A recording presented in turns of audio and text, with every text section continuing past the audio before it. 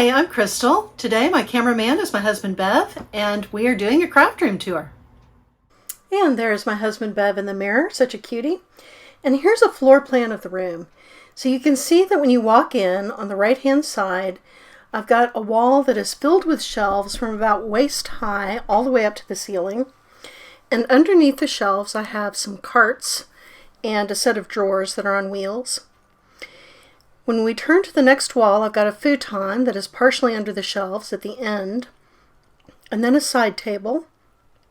And then as we turn to the wall that faces the street, I have two tables that take up the entire wall, and above the left-hand table I've got shelves from above the table all the way up to the ceiling again. I have a couple of task chairs and a couple of side tables. And then as we turn to the final wall, there's a closet, and then we're back to the door. So that's the floor plan.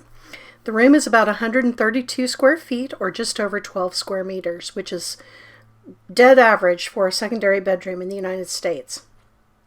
So here's a photo of the wall with the shelves, and you can see that I'm using every bit of the storage space from the ceiling down to the floor on this wall, with the shelves taking up most of the wall space. These are modular shelves that come on hanging tracks. You can get these at any big box store. The set that I have would run about $1,200 today. It is the single most expensive thing in the room, and it's the most expensive storage item. So the shelves are arranged, of course, with the least used stuff in the most hard to access areas of the shelves, and the most used items in the easiest to access range of the shelves. So when we take a closer look at the shelves, the top of the area that is closest to the ceiling is filled with photo boxes. So obviously I don't get those down very often, and so those are at the very tippy top, and I tried to get fairly consistent colors of photo boxes. And then on the left-hand range, right above the futon where it's hard to reach, are completed scrapbooks and journals. So those are a little hard to get to, and I don't get to them very often, so good place for them. Then when we get into the middle of the shelves, you can see I've got a couple of my 3D projects. And then a little higher up, I've got the seldom used 5x7 envelopes and cards, and some reference books, as well as the tub for my Christmas cards and Christmas tags. And then we come down, I've got 8.5x11 paper, and I've got these stored in cardboard magazine holders from the office supply, and the punch on the spine tells you what color paper is in each container. I also have specialty 12x12 containers for 12x12 paper, and I'm using that same punch system to indicate whether it's pattern paper, solid paper, what color it is, or which holiday it's for. So then as we turn a little bit to the right, I've got the white 8.5x11 in an office tray, as well as a bin for stamps and dies that need to be refiled. I was finding that as I got to the end of any tidying up of my craft space that I would run out of steam before I put the stamps and dies away. So I just put them in this bin now, and then when I have time, or when I'm looking for something, or when the bin fills up, I go ahead and go through that bin and get out what I need to find. So it's a system that works for me. Then to the very last corner, we've got these are card bases and envelopes, and I buy the card bases ready-made from the paper mill store, which is handy if you're working in volume. And that's a gold star made by my fabulous boss guy. I was always walking into his office and telling him I deserved a gold star, so one year he made me one, so it has a place of honor. I also have a tub that's just envelopes that don't happen to go with anything, mostly patterned or colored envelopes. And at the back I've got the slimline envelopes. So these are in handy range, so they're easy to reach, easier for me to get to. Then I've got my swatch books there at the front. I know a lot of people swatch a lot of craft supplies, but I find that this is the swatch book that I really use. And I've got one swatch book for the punches. That's the one that I'm showing now, where I've taken my punches and I've just made a punch in a contrasting color, and so I can flip through this little book to see the punches that I have. And then I have another swatch book for my steel ruled dies, which are also not handy to flip through because they're heavy and bulky. So I can just look through my book to see what size the dies are, which dies I have if I don't recall offhand. So I find those really handy, and I use those swatch books all the time. Next, we're going to turn to the carts underneath. Now, this is the second most expensive storage item I have. Those Raskog carts from IKEA run about $40 a piece, although there are similar carts available from other retailers. And I like these for stamps and dies because I can roll them over to my chair and I can just flip through the stamps and dies to find what I'm looking for. I do have them arranged in an order that makes sense to me. So I have the stamps that have coordinating dies together. I have the stamps that do not have coordinating dies together. And then I have the standalone dies all together.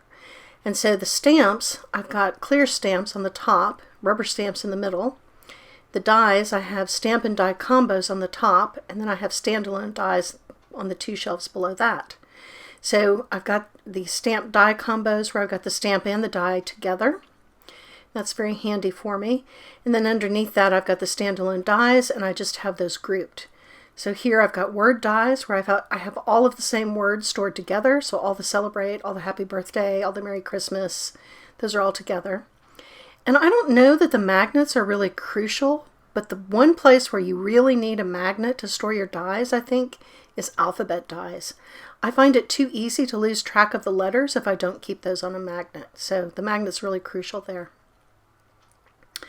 Then for the stamps, like I said, I've got the clear stamps on top, and then I've got the rubber stamps below. And I've got those separated mostly because there's some techniques I prefer to do with rubber stamps. I guess I could just arrange them by, I don't know, the purpose of the stamp, but I never have bothered because I just don't have that many stamps. I think if I had a lot more stamps, that might be necessary, but I just keep the clear stamps together and the rubber stamps together. And then at the very bottom of that cart is where I have the punches because, you know, that bottom row is a little harder to get to, and the punches are not something you're going to flip through. Then in the third cart, on the top level, I have all of my stencils and embossing folders. Those are handy to flip through to find what I'm looking for. But then on the shelves underneath, I have the steel rule dies as well as the supplies for my die cutting machine, the different plates and platforms that I need. On this wheeled cart, I have my heavier or bulky supplies at the top, like gesso or extra glue, and then I've got junk journal supplies in the drawers underneath.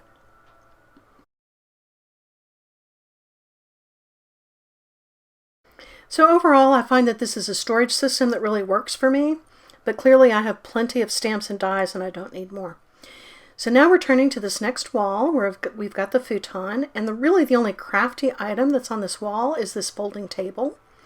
And a lot of the times I have it folded and under the futon, but the rest of the time I have it out. But this is a handy little table.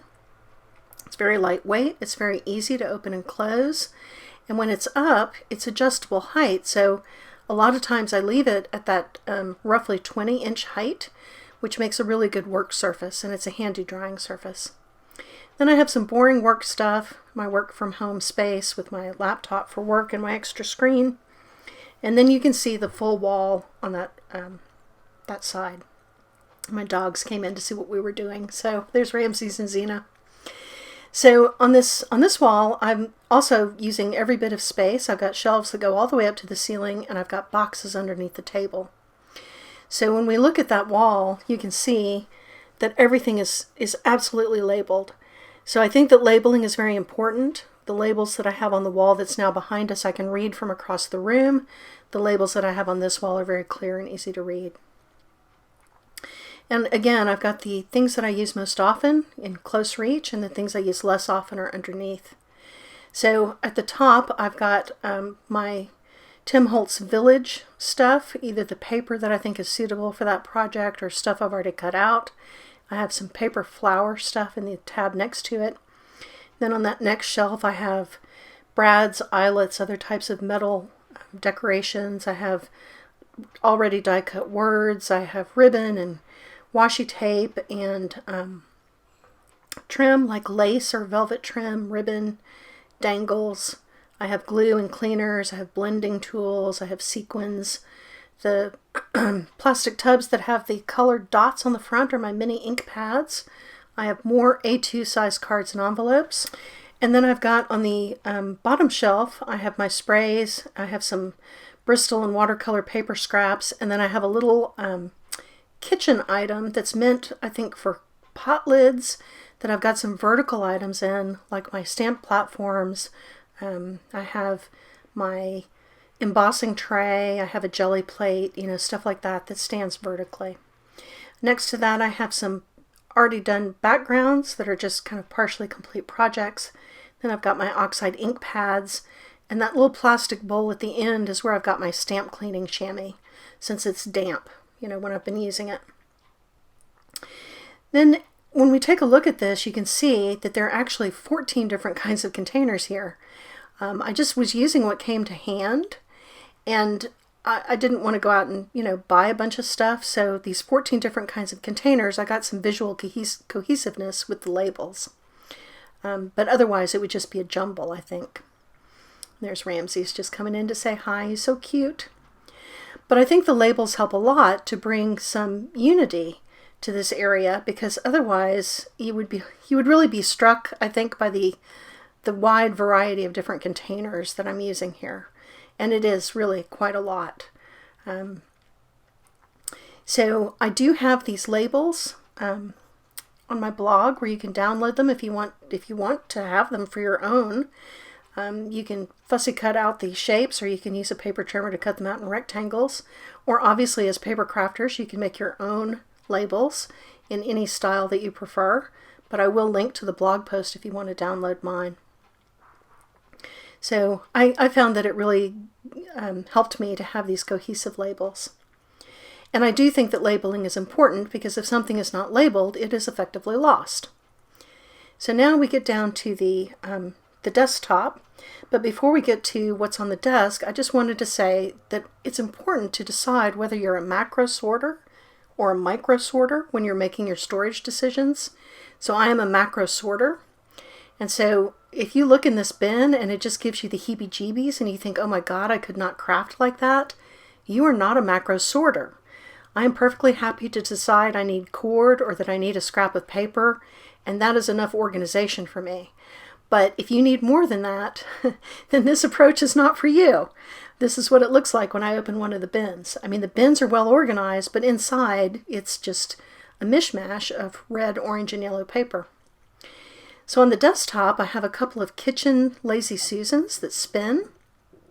And on the Lazy Susans, I have empty tin cans, bowls, and mugs that I've filled with some frequently used things like brushes. And then here I have some tubs for some projects that I'm working on right now. I like to keep my supplies together so that when I have time to work on something, it's ready and available for me to work on that project. So that's what I've got in process right now. Now, when we look at this little side table, it's about 18 inches tall, and so it's a really good height for my die cutting machine. So when I want to do some die cutting, I can move the die cutting machine here and put it right next to my chair and do my die cutting from my chair, and that is really handy. So I really like this little, it was originally a nightstand, but we got some new nightstands, and so I got these side tables for my craft room. That bin underneath that says paper is where I put my paper scraps when I'm tidying up my craft room. And then when it gets full, I actually put the paper away where it belongs. But that was just one of those items that was always left when I tidied up the craft room. And so I just gave it a place to be. So I had to lean into my organizing style, because the best organizing style is the one where you actually can follow it and put stuff away. So going back to the desktop next, we're going to get to the next most expensive organizing tool that I have in the craft room. And I'll bet that experienced crafters will recognize immediately what that's going to be, and it's the ink pad storage. So this is a Traveler, Porta Ink Traveler. They're $90 a piece, and I bought one, and my crafty friend Denise gave me one when she redid her craft room. So that's just a look at this space. Now we're going to go underneath and see my sewing machine, my scrap retreat travel bag, my embossing tray, and my various boxes. And all the boxes are clearly labeled, easily read labels so I can find stuff. And then I've got my most used paper trimmer there on top. It's easy to grab by the handle even though I can't see it when I'm reaching under the table. And then I've got my stack of scrapbook pages, either completed and waiting to go into an album or something that I'm working on. And of course all my cords all over the place. And then on the other side of the table I've got extra Ziploc bags, more stamps, some miscellaneous supplies, my splat box, stuff like that. And of course these steel tables, I've just got magnets stuck all over them. Mostly when you're standing up you don't notice that, but those little owls are my stamp press tool. So all of these boxes are again pretty clearly labeled so that I can easily see what's in each box. I don't have to guess, because if it's not labeled it's lost, and if it's lost you may as well throw it away.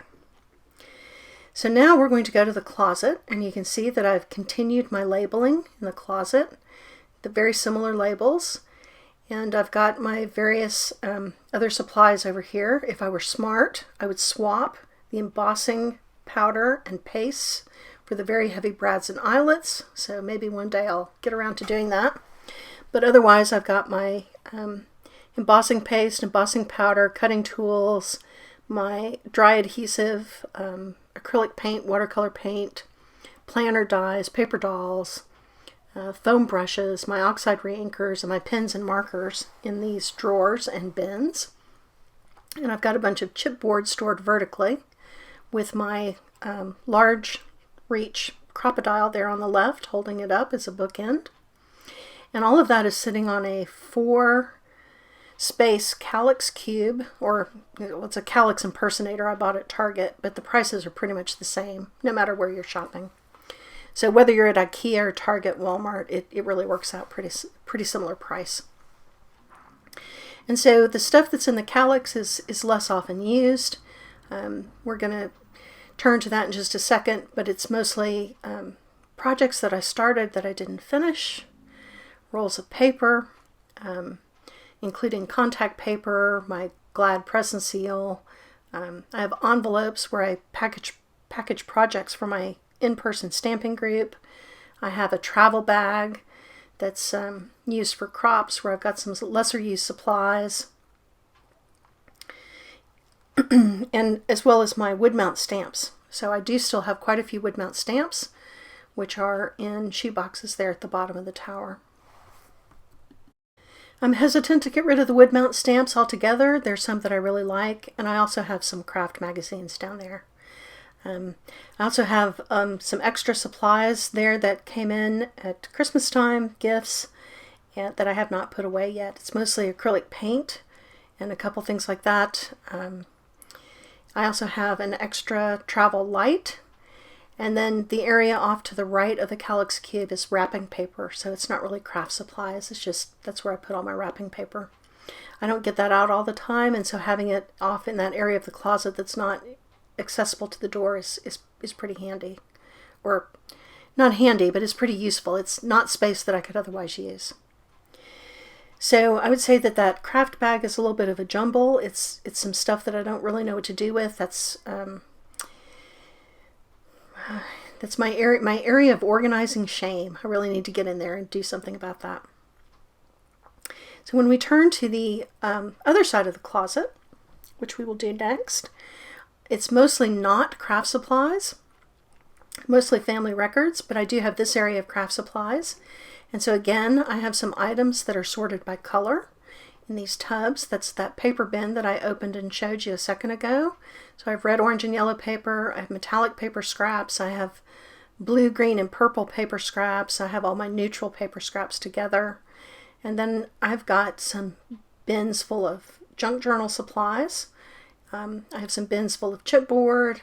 I have some things that I mean to scrapbook. And below that I've got 2 boxes of other crafty miscellany, including various kits, foam core, felt, album parts, empty small craft organizers that I'm loath to get rid of. And below that is just family records. And to the left of that is more family records. So how often do you really need to get to your prior year tax returns? Not very often. If I can just leave you with some final thoughts. First, purge. Anything that you are rejecting over and over again or setting aside to reach what you want, you should just pass on to someone who will use it. It will make your life better. It will make their life better. Second, label. If you cannot find it, if it is not labeled, it is lost and you may as well just throw it away. Third, the best storage is something you already own or you can find used. But if you're going to go shopping, remember that the larger the shopping audience, the smaller the price. So start out in the office supply area or in the kitchen area and move on to specialty craft storage last. That's going to be the most expensive. So I hope something today was helpful to you or entertaining. I thank you for joining me today, and I'll see you in the next video. Bye. Actress like Marilyn Monroe.